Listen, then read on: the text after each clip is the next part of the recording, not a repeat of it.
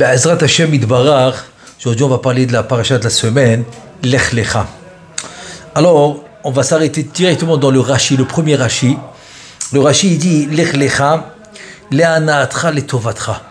Le'ana'atra c'est pour ton plaisir, Le'ana'a, et Tovatra pour ton bien. C'est quoi ce Lech Lecha?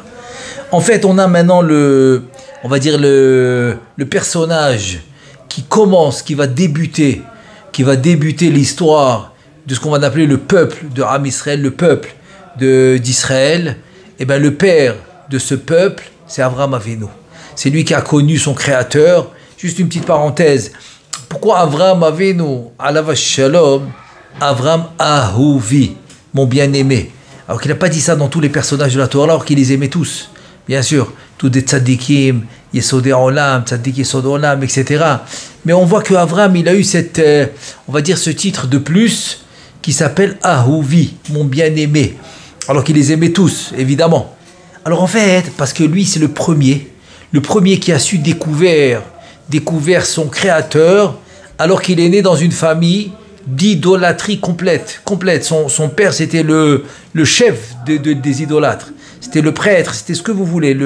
C'était lui il avait même un magasin d'idoles. Il vendait les idoles. Il propageait les idoles, il enseignait les idoles. Et dans ça, il est né. Dans cette famille, il est né. Et il a cherché son créateur. Il a cherché son créateur jusqu'à qu'il a trouvé. Et il l'a aimé. Ensuite, à Kadosh Baruch Hu, il a bien sûr, évidemment, qu'il l'a rapproché et qu'il s'est dévoilé à lui. Mais c'est qui a fait le premier pas? Le premier pas, c'est Avraham Avinu qui l'a fait. Donc ça, c'est d'abord pour donner cette notion de Avraham Ahuvi, qui est le chef de notre peuple. C'est lui la tête de notre peuple. C'est avec lui que le peuple va commencer. Parce qu'il fallait que quelqu'un découvre la divinité dans le monde, alors que le Rechaim, ils la font fuir. C'est pour ça que la présence divine, elle fuit quand il y a des Rechaim. Donc maintenant, si on va maintenant analyser le tzivouï, l'ordre qu'Akadosh Baruch Hu demande à notre Père du peuple d'Israël, c'est Lech Lecha, c'est quoi? Alors lui dit comme ça, Lech Lecha me'artzecha, mimolatecha mibet avicha, el haaretz asher areka. Alors maintenant, en fait, ce pasouk qui vient enseigner le premier ordre qui donne à notre Père, le Père de tout le Am Israël, de tout le peuple juif, il te dit en fait, c'est comme ça.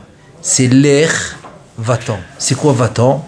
C'est en fait, c'est l'homme, il doit sortir. C'est quoi l'air? La lechet, c'est sortir, c'est partir. Il doit sortir de quoi? Lecha, de lui-même. C'est quoi sortir de lui-même? Lech lecha. C'est-à-dire, sors, me'atzmecha, sors de toi-même. Donc en fait, c'est quoi sortir de soi-même? Alors en fait, sortir de soi-même, c'est de déraciner de lui-même toutes les mauvaises habitudes. Parce que l'homme, il est emprisonné. Il est emprisonné dans ses mauvaises habitudes. Il est emprisonné dans ses mauvais traits de caractère. Il est emprisonné dans ses ta'avot, dans ses désirs de la société. Il est emprisonné dans tout ça. Donc c'est ça qui l'empêche. C'est ça qui l'empêche de servir Akadosh Baruch Hu, son créateur, et d'aller vers la spiritualité qui est en fait la Kedusha. C'est ça qui l'empêche. Alors on lui dit l'air, sors de tout ça. Sors de la jalousie. Sors de la colère. Sors de la gava, de l'orgueil. Sors de tout ça pour arriver dans la Kedusha. C'est le premier pas. Et maintenant, si on me dit, comme il m'a dit, attends, le Yetzer Hara, c'est du feu, nous on n'est que des hommes faits en chair et en os, alors la réponse c'est la suivante. La réponse c'est qu'en fait, ils disent Rachamim, Sur Mera Va'asetov. On t'a pas demandé de te battre, ne te bats pas, mais pour éloigner le mal, va faire le bien. C'est quoi faire le bien? C'est sortir de ces mauvaises habitudes. Et donc en fait c'est quoi? C'est-à-dire que maintenant en fait il vient, il te dit écoute, tu veux le bien, qui veut pas le bien? Tu dis à quelqu'un tu veux gagner, bien sûr qu'il veut gagner. Tu veux avoir une bonne vie, bien sûr, paisible, bien sûr, prospérité, bien sûr, bonheur, bien sûr, la joie, bien sûr qu'il veut. Alors tu veux tout ça pour ton bien, il dit Rashi, c'est le Rashi que j'ai mentionné tout à l'heure, Lech lecha le'ana'atra, pour ton plaisir, hana c'est un plaisir, pour ton plaisir personnel, il te dit lech lecha, letovatra pour ton bien. Donc pour ton bien, lech lecha. Pour ton bien, c'est quoi ton bien? C'est sortir des mauvais traits de caractère, sortir de tes mauvaises midotes, sortir de tes mauvaises, de tes mauvaises habitudes, sortir de tout ça, c'est ça le bien. Et donc tu vas aller dans l'Erlecha, tu vas aller dans une nouvelle, tu vas découvrir un nouveau chemin. Un nouveau chemin. Comme David Amelech, il dit Areni darkecha l'erba mitecha. Montre-moi, darkecha, c'est ton chemin. Je vais aller dans ta vérité. L'erba mitecha, c'est ta vérité. Ça veut dire quoi? Ça veut dire quoi? Donne-moi ton chemin, ta vérité. Il dit David Amelech, moi aussi j'ai mon chemin. Moi aussi j'ai ma vérité. Mais je vois que ça ne marche pas. Quand je vais dans mon chemin, eh ben, il y a des pièges, ça ne marche pas. Des déceptions. Alors l'homme, il est triste, etc. Il a des mauvaises, il passe des mauvaises journées. Il est en colère. Pourquoi? Parce qu'il va dans son chemin. Son chemin, c'est le chemin de la société. Quand je dis son chemin, c'est le chemin de l'homme. Le chemin de l'homme, c'est le chemin de la société. Le chemin de la société, c'est pas le chemin de la Torah. Donc c'est évident qu'à la fin, c'est très, très amer. Même si au début, c'est doux, parce que le Yetzirah, il paye content, même si c'est doux au début, mais à la fin, c'est très amer. Alors que le chemin de la Torah, c'est tout le temps bien, même si je ne le vois pas. Même si je ne le vois pas sur place, c'est le bien. Donc sortir des habitudes qu'on a prises par manque de connaissances, parce qu'on nous a mal guidés, on nous a mal dirigés, c'est pour ça qu'on recommence le livre qui s'appelle Bereshit. Pourquoi? Parce qu'on a ce qu'on appelle Khatan Torah, Khatan Bereshit. Khatan Torah, c'est celui qui a fini la Torah. C'est quoi Khatan Bereshit? C'est lui qui recommence la Torah. Donc même si tu n'as pas réussi à finir la Torah, c'est pas grave. Khatan Bereshit, tu vas la recommencer. Donc tu as toujours un point de commencement. Donc tout le livre Bereshit s'appelle Sefer HaYashar. Il s'appelle le livre de la droiture, d'aller droit. Donc ce livre qui s'appelle La droiture d'aller droit, c'est le Sefer HaYashar, c'est Bereshit. Donc une des choses dans Bereshit qu'on voit, c'est Lech Lecha. Sors de toi-même, sors de tes mauvaises habitudes, sors de tes mauvais traits de caractère pour te diriger dans la bonne voie. Et là, je vais vous lire ce qu'il nous dit Rabbeinu Chaim Vital dans son livre. C'est l'élève par excellence du Harizal. Au début de son livre qui s'appelle Sha'ari Kedusha. Dans le premier Chelek, dans le Sha'ar Bet, il dit comme ça. She'ba'al midot tovot yachol lekayem et Torah benakel. Il te dit maintenant, comment tu sais si quelqu'un il a des bonnes midot ou pas? C'est quand tu vois qu'il accomplit la Torah, difficilement. Ah, il n'a pas des bonnes midotes. Et celui qui accomplit la Torah facilement, c'est quelqu'un qui a des bonnes midotes. Exactement, c'est ça. C'est-à-dire que celui que maintenant il est sorti des mauvaises habitudes, des mauvaises midotes, pour acquérir des bonnes midotes, alors tu vas voir qu'il va faire la Torah benakel, la Torah facilement. Par contre, celui qui a des mauvaises midotes, eh ben c'est pas comme ça. Tout est difficile, tout est lourd. La tfila, il a pas de goût, il n'arrive pas à goûter le limoud. Tout ça, il faut le savoir. C'est parce qu'il n'a pas encore fait l'ech lecha. Il n'est pas sorti des mauvaises habitudes. Il n'est pas sorti des mauvaises midotes. Et la Torah te dit l'ech lecha, sors. Si tu veux prendre plaisir de la Torah, goûter un peu. David Amelech, il dit, Ta'amuru kitov Hashem. Hashem, il est très bon. Mais il faut le goûter. Comment je le goûte? Quand je me retire des mauvaises midotes et je rentre dans la Kedusha. Et il te dit, c'est pour cela que Yesh Lizair Betikuna Midot, il te dit, Yoter Me'asher Kiyum HaMitzvot Aseh Velo Taseh. Maintenant, c'est une phrase qui demande la réflexion. Tu dis, tu sais, travailler tes midot, c'est plus. Tu dois peiner plus pour arranger tes midot que faire les commandements positifs et les commandements négatifs. Attends, c'est une phrase qui demande la réflexion. Ça veut dire quoi? Tu m'as dit que je dois faire Tariag Mitzvot. Avec des Rabbanan, ça fait 620.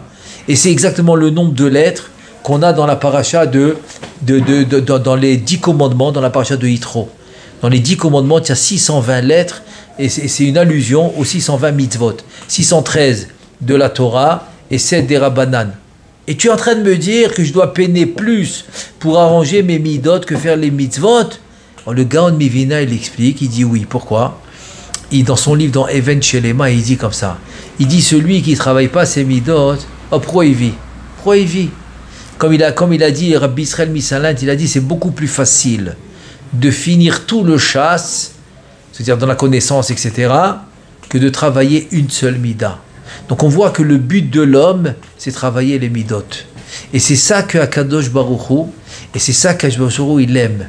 Comme je donne un exemple, comme on vient de voir dans Parashat Bereshit, que la première Avera qu'il y a eu dans la création, c'est le Lashon Hara. Que le serpent, il a fait Lashon Hara. Il a dit, si vous mangez de là, vous allez être comme le Créateur, vous aussi, vous allez créer des choses. C'est le premier Lashon Hara qu'il y a eu. Or, c'est pas vrai, c'est faux. Donc, ce Lashon Hara, c'est le serpent qui l'a dit, c'est le premier. C'est-à-dire qu'en fait, c'est la première Avera qui est venue abîmer, endommager la création parfaite d'Akadosh Baruch Hu. C'est pour ça qu'Akadosh Baruch Hu, il déteste le Lashon Hara. Il ne peut pas supporter. Et donc, on voit que quoi? Maintenant, essaie de ne pas dire Lashon Hara, très dur. Parce que la parole, c'est facile. Tu as envie de raconter, tu as envie de dire, tu as envie de, je sais pas moi, des fois de rigoler, etc. Et il te dit, si tu fermes ta bouche, grâce à toi, tout le monde y tient. Tu as envie de parler, tu te retiens, tout le monde y tient grâce à toi. Pourquoi? Parce que tu as travaillé tes traits de caractère pour parler que du bien de ton prochain. Et c'est pour ça que le tikkun, la réparation, c'était quoi? C'était pour... c'est rien qu'une parenthèse que j'ouvre, comme j'ai parlé de la Lashon Hara, donc tout de suite après, qu'est-ce qu'on a eu? On a eu le Maboul. Et c'est quoi? Et dans le Maboul, on a vu que Noach, la Torah, l'a loué, et lui a dit, Vaï Noach, Ish tzadik tamim aya bedorotav. Noach, c'était un tzadik tamim bedorotav dans sa génération, etc.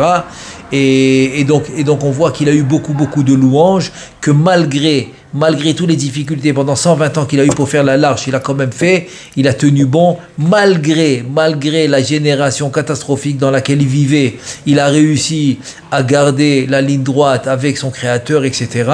Donc ça c'est le tzaddik. D'un autre côté, Rashi nous dit que dès que Noach il sort de la Teva, qu'est-ce qu'il fait? Il pleure. Et pourquoi il pleure? Il a vu le monde détruit.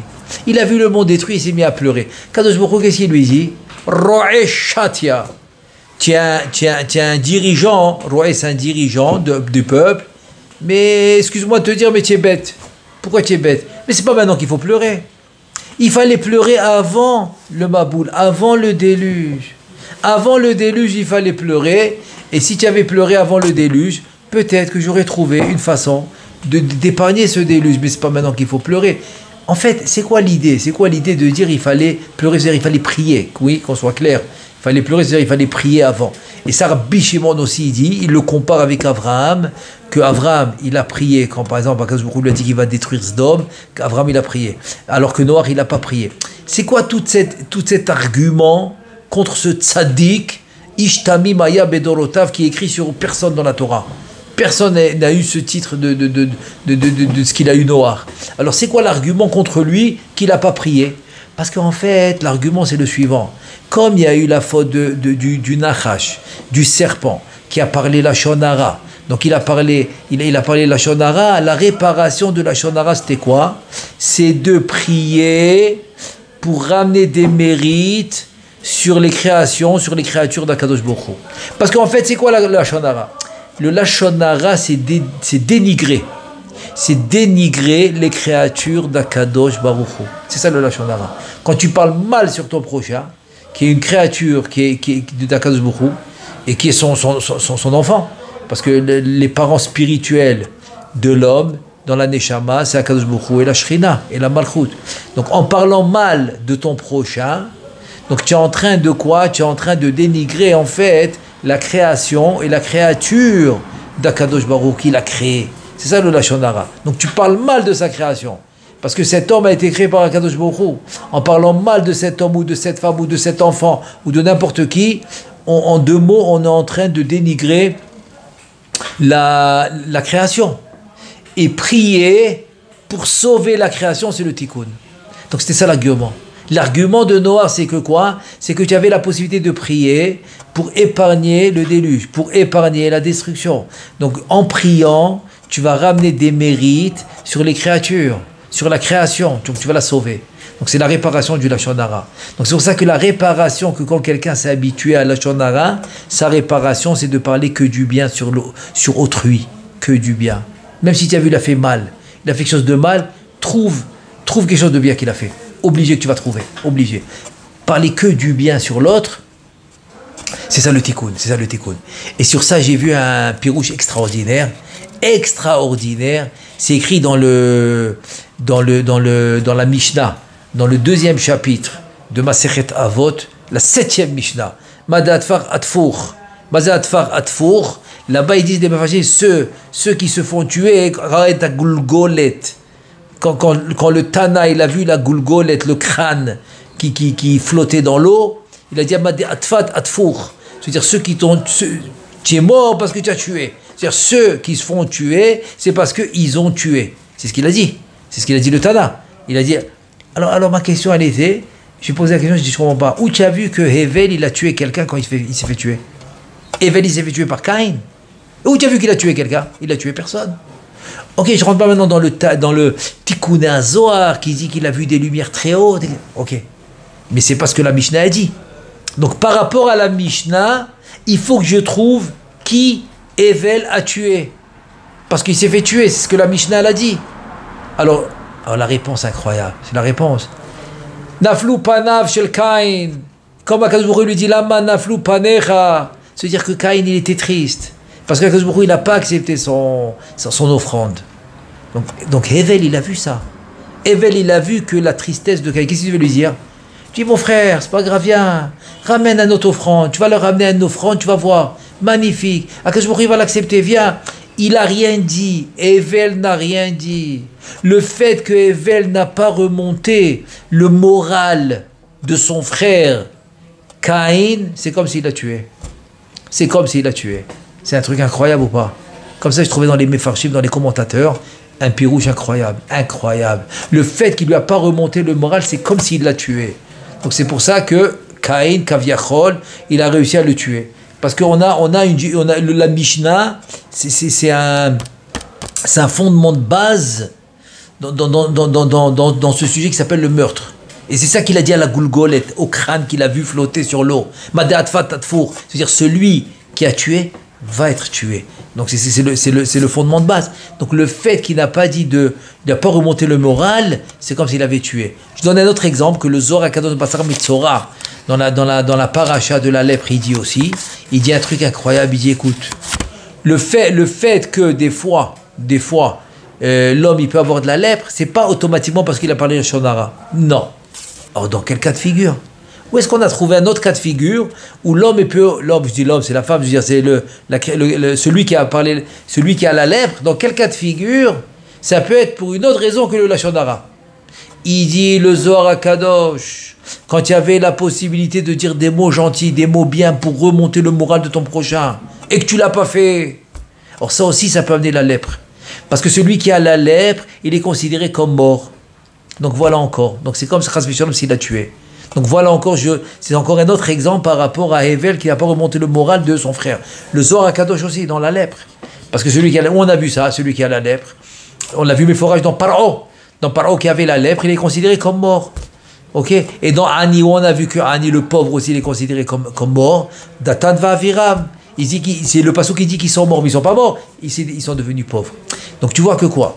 Que celui qui peut dire un mot gentil, qui peut remonter le moral de son prochain, il ne le fait pas, c'est comme s'il l'a tué. Donc sa punition, c'est la lèpre, c'est comme s'il est mort.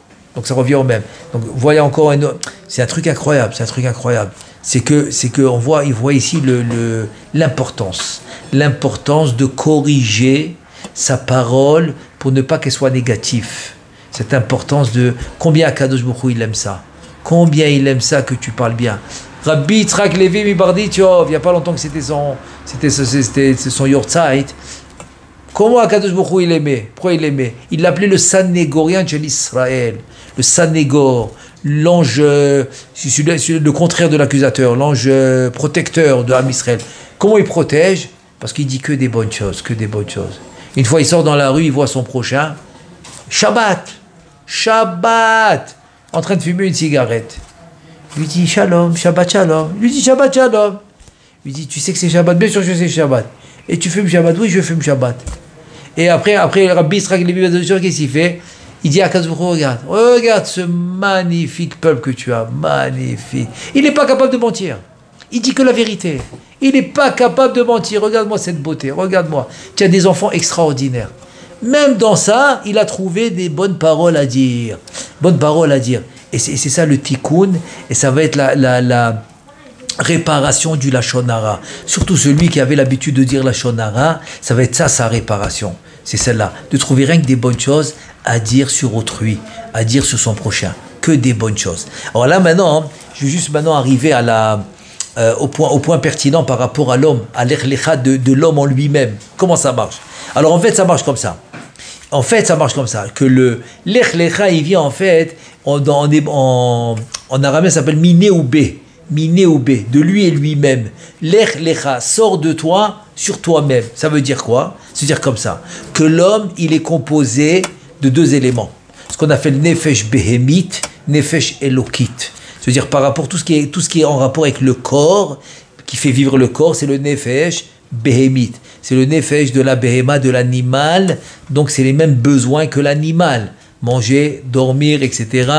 Et s'il doit aller aux toilettes, etc. Toutes ces choses-là. Se reproduire, tout ça. Tout ça, c'est le côté corporel qui est en rapport direct avec le côté animal. Très bien. Mais d'un autre côté, on a Chelek Eloa Mima'al, ce côté spirituel dans l'homme qui s'appelle le Tselem, Betselem Elohim bara et Adam, Betsalmenu, comme le Passouk qui dit.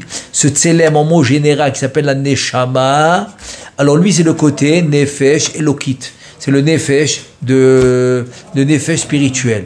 Maintenant, dans l'homme, c'est pour cela que dans le cœur est divisé en deux. Ce qu'on appelle le Cheder. On a ces deux Chadarim Kaviarol comme deux petites chambres, à droite et à gauche. Donc ça s'appelle Damim Aruchim, c'est-à-dire le sang qui est pas bon, qui se filtre, et le sang qui est bon. Donc ça s'appelle Yetzerara, Yetzeratov. C'est les deux côtés du cœur, c'est les deux Chadarim, c'est les deux petites chambres qu'il y a dans le cœur. Le Yetzerara, le Yetzeratov. Donc le Yetzerara, qui est le côté gauche, Kaviachol, du cœur, tout ça c'est l'état avot. La kina, la sina, l'achmod désiré, des choses qui ne lui appartiennent pas, etc. Tout ça, ça vient du côté gauche.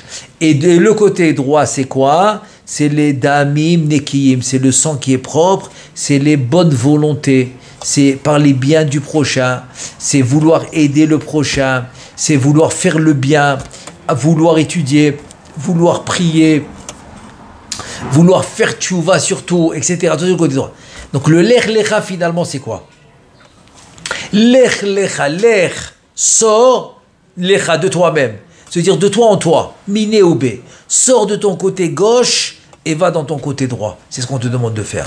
Parce que l'homme, c'est quelque chose qui est ancré, qui est inné en lui, c'est ancré, comme ça il a été créé.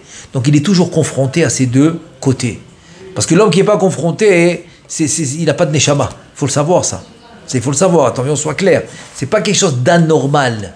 Quelqu'un qui a un Yetzerara, c'est pas anormal, au contraire. La Gemara dans Souka, elle raconte avec Abaye, qui a suivi un couple qui n'était pas marié, un homme et une femme, qui voulaient faire la route ensemble. Shloshmot parsa, dit la Gemara, pendant, je sais pas combien, 12 kilomètres. En tout cas, il a même, je sais peut-être plus, qu'est-ce que je raconte? Beaucoup plus. Non, pardon, Shalosh Parsaot, pardon, c'est ça. Non, ça ne me faisait pas de sens. Shlosh Meot, non, pas du tout. Shlosh Meot, c'est tout Eretz Israël. Pardon. Shalosh, voilà, Shalosh Parsaot. Kol Parsa, c'est à peu près 4 km. Donc ça fait 12, exactement. Shalosh Parsa. Et ils ont dit, viens, on va faire la route ensemble. Ah, bah, il a vu ça, il a dit, je vais aller les suivre pour les empêcher de faire la Avera.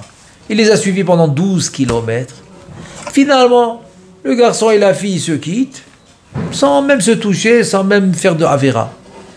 Abaye retourne au Beth Midrash, il se pose comme ça sur la table, Nishan comme ça, il dit à la Bariach, sur le côté de la porte comme ça, et il sait pas où se mettre. Pourquoi? Il dit, mais je comprends pas. Comment cet homme, il n'est pas marié avec cette femme, il a fait la route avec elle, il n'a pas fait d'Avera. Il a dit, si moi j'étais, il l'a dit d'une manière, si mon ennemi était là-bas, il aurait fauté. Mais en fait, Rachamim, il explique, il a dit d'une manière propre, si mon ennemi était là-bas, j'aurais fauté. Mais en fait, il parle de lui. Abaye dit en fait, si j'étais là-bas, moi j'aurais fauté. Comment c'est possible? Alors il comprenait pas. Il était vraiment... Il était triste. Il comprenait pas. Et il dit la Gemara à des Baou Saba. Jusqu'à le Saba, c'est Liawan Navé. Il lui a dit, t'inquiète pas, je vais te dire pourquoi.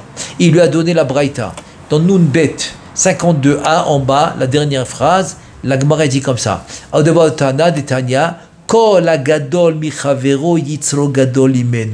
Tout celui qui est plus grand, c'est-à-dire un plus haut niveau spirituel, le Yetzer Hara, il a un plus haut niveau aussi. Pourquoi? Parce qu'il grandit avec toi. Il vit avec toi, il dort avec toi, il réfléchit avec toi, il respire avec toi, donc il grandit avec toi. Donc si tu montes de niveau spirituel, ton Yetzer Hara aussi monte de niveau. Donc il faut savoir que c'est pas style, ok maintenant je vais travailler, je vais monter de niveau et je le laisse en arrière. Ça c'est rien que pour les premières étapes. Quand le Yetzer Hara il vient, tu vas vite faire une mitzvah, tu montes de niveau. En montant de niveau, tu laisses le Yetzer Hara en arrière, tu as gagné. Mais après le Yetzer Hara, il va monter à ton niveau. Donc c'est une nouvelle bataille. Donc la bataille, elle est là. Et celui qui n'a pas de bataille, alors Chas v'Shalom, il faut penser qu'il n'a plus de Neshama. C'est-à-dire il a cédé. Il a tellement cédé que ça y est, c'est fini, il n'y a plus de bataille. C'est pas une bonne situation de ne pas avoir de bataille. Pas du tout. Parce que quelqu'un qui n'a pas de bataille en 2 mots, qu'est-ce qu'il a fait? Il a baissé les bras, il a cédé. Tout ce que le Yetzer Hara il veut, il lui donne. Donc il n'y a plus de bataille. Ça, c'est pas bon. Donc au contraire, quand il y a la bataille, c'est un signe de vie. C'est un signe de vie. Comme une fois j'ai dit que des fois je prenais les Gemarot de mes enfants, tu vois, ils étaient déchirés, écrits, massés, comme... Et j'étais très heureux. Pourquoi très heureux? Parce que j'ai dit, si j'avais pris les Gemarot et ils étaient bien, la page tout neuf, et je veux dire, ils étaient trucs, j'aurais dit, maintenant, ils n'ont jamais étudié, ils n'ont pas étudié.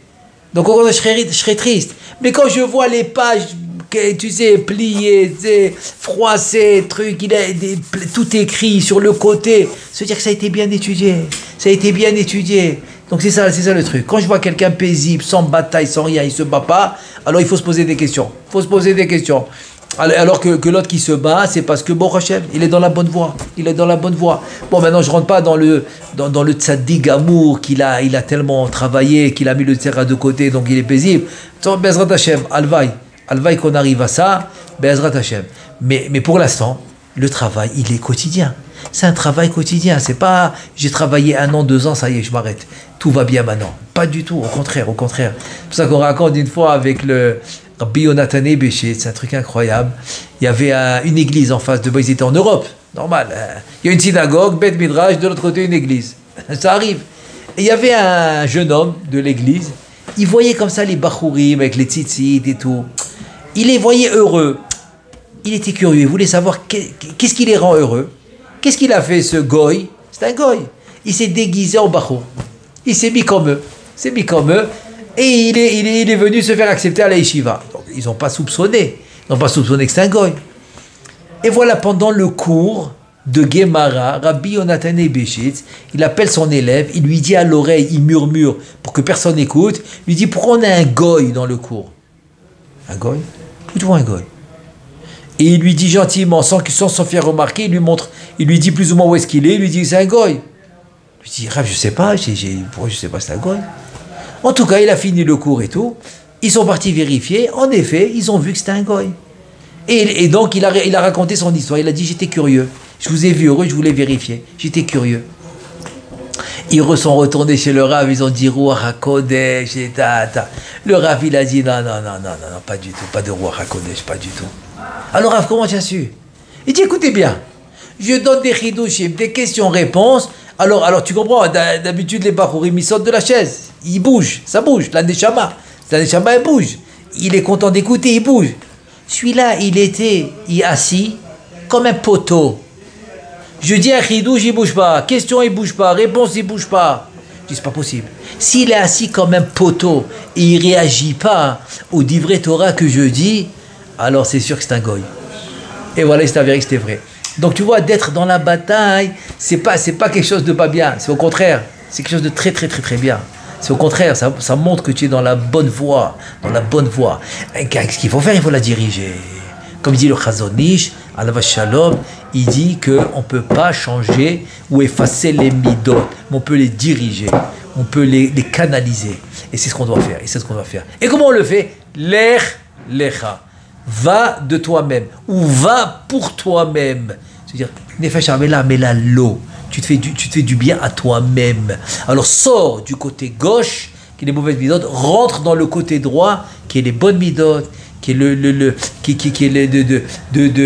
la doune. Adam les kavzechot, qui est, je sais pas moi, qui est de vouloir que le bien pour l'autre, etc. Rentre dans ça, c'est ça l'ech lecha. Sors du mauvais côté, rentre dans le bon côté. Et deuxièmement, l'ech lecha, mais pour toi tu le fais. Va pour toi, tu le fais pour personne d'autre. Tu le fais que pour toi. En Bezrat Hashem, qu'Hashem nous aide à réaliser le premier ordre. Le premier ordre qu'a reçu Avraham Avinu, le père de toute notre, de tout le peuple d'Israël, pour qu'on puisse réussir à faire l'ech lecha, amen ve amen.